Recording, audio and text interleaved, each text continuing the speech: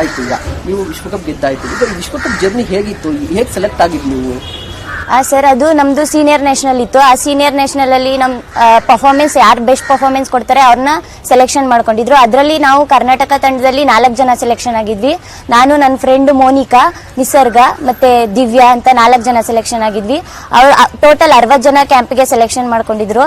60 ಜನದಲ್ಲಿ ನಾವು 4 ಜನ ಕರ್ನಾಟಕದವರೇ ಆಗಿದ್ವಿ. ಕ್ಯಾಂಪಲ್ಲಿ 3 ಟೈಮ್ಸು ಒಂದೊಂದಿನ ಪ್ರಾಕ್ಟೀಸ್ ಇರ್ತಿತ್ತು, 2 ಟೈಮ್ಸ್ ಇರ್ತಿತ್ತು. ಮತ್ತು ಕ್ಯಾಂಪಲ್ಲಿ 40 ಡೇಸ್ ಕ್ಯಾಂಪ್ ನಡೀತು. ಟೋಟಲ್ಲು 40 ಡೇಸ್ ಕ್ಯಾಂಪಲ್ಲೂ ತುಂಬ ಚೆನ್ನಾಗಿ ಪ್ರಾಕ್ಟೀಸ್ ಮಾಡಿದ್ದಾರೆ, ಟ್ರೈನಿಂಗ್ ಚೆನ್ನಾಗಿ ಕೊಟ್ಟಿದ್ದಾರೆ. ಆ ಕಾರಣದಿಂದನೇ ನಾವು ಇವತ್ತು ಫಸ್ಟ್ ಪ್ಲೇಸ್ ಮಾಡಿದ್ದೀವಿ. ನೋಡಿ, ನೀವು ಸೆಲೆಕ್ಟ್ ಆಗ್ತೀರಾ, ನಿಮ್ಗೊಂದು ಕಾಲ್ ಬರುತ್ತೆ, ನೀವು ನ್ಯಾಷನಲ್ ಟೀಮ್ ಸೆಲೆಕ್ಟ್ ಆಗಿದ್ದೀರಾ ಅಂತ ಹೇಳಿ. ಆ ಕಾಲ್ ಬಂದಾಗ ನಿಮ್ಗೆ ಏನು ಅನಿಸ್ತು? ಸರ್, ನಾನು ಅನ್ಕೊಂಡಿರ್ಲಿಲ್ಲ ಸರ್, ನಾನು ವರ್ಲ್ಡ್ ಕಪ್ಗೆ ಸೆಲೆಕ್ಷನ್ ಆಯ್ತೀನಿ ಅಂತ ನಾನು ಅನ್ಕೊಂಡೇ ಇರಲಿಲ್ಲ. ತುಂಬ ಅಂದರೆ ತುಂಬ ಖುಷಿ ಆಯಿತು. ಆಮೇಲೆ ಅಳುನೂ ಬಂತು, ಆನಂದ ಬಾಷ್ಪ ಹೇಳ್ಕೊಳಕ್ಕಾಗಲ್ಲ.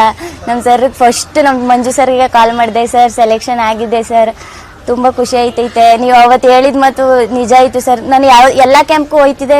3 ಸಲ ಇಂಟರ್ನ್ಯಾಷನಲ್ ಕ್ಯಾಂಪ್ ಅಟೆಂಡ್ ಮಾಡಿದ್ದೆ, 3 ಸಲನೂ ಸೆಲೆಕ್ಷನ್ ಆಗಿರಲಿಲ್ಲ. ಆವಾಗ ನಮ್ಮ ಸರ್ ಹೇಳ್ತಿದ್ರು, ಈ ಸಲ ಆಗಿಲ್ಲ ಅಂತಂದರೆ ಮುಂದೆ ನಿಂಗೆ ಯಾವುದೋ ಒಂದು ದೊಡ್ಡದೇ ಸಿಗುತ್ತೆ ಅಂತ. ಅದು ನಮ್ಮ ಸರ್ ಡ್ರೀಮ್ ಕಮ್ಸ್ ಟ್ರೂ ಅಂತಾರೆ. ಹೇಳ್ತಾ ಇದ್ರು ಖುಷಿ ಆಯ್ತು, ಹಳು ಬಂತು ಅಂತ ಹೇಳ್ಬಿಟ್ಟು. ಮನೇಲಿ ಏನಂದ್ರು?